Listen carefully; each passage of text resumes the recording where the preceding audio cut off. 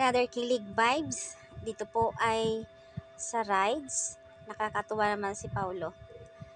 Sisiw lang naman niya kay Kim. Ang himlay talaga ng malala. Pero si Kim naman mahilig sa rides. Sa roller coaster. Na parang nakasakay lang siya na sa jeep.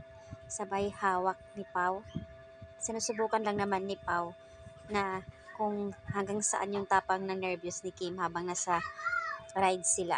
Nakakatuwa naman, hinahawakan pa ni BMC ang tuhod ni Kim. Tinatry yung nervous. Nakakaloka, ewan ko dito sa BMC na yan. Super chancing talaga. Kilig overload. Yung expression ng mukha ni Pao na habang hinawakan ang tuhod ni Kim, ang lakas talaga ng loob. Para talaga sa'yo yan, Pao. Huwag kang mag-alala. So cute nyo talaga. Sa comment dito ay nako, mabuang na talaga ako dito sa Kim Pao na ito. What was he doing? Hinawakan lang naman niya ang tuhod ni Kim. Himas para mawala ang nervyos habang nasa ride sila. Ang cute.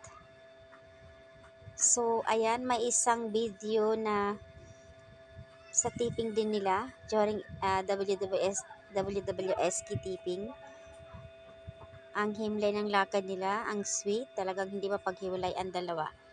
Kahit sabihin mo na tipping lang yan, pero yung tipong nasa likod lagi si Pau, hindi mapaghiwalay or hindi siya lalayo kay Kim. Talaga andoon din yung alalay niya kay Kim. Yun yung kagandahan kay Paulo talaga, as in sobrang ipinakita niya yung pagiging caring niya kay Kim. Kaya salute sa iyo, BMC.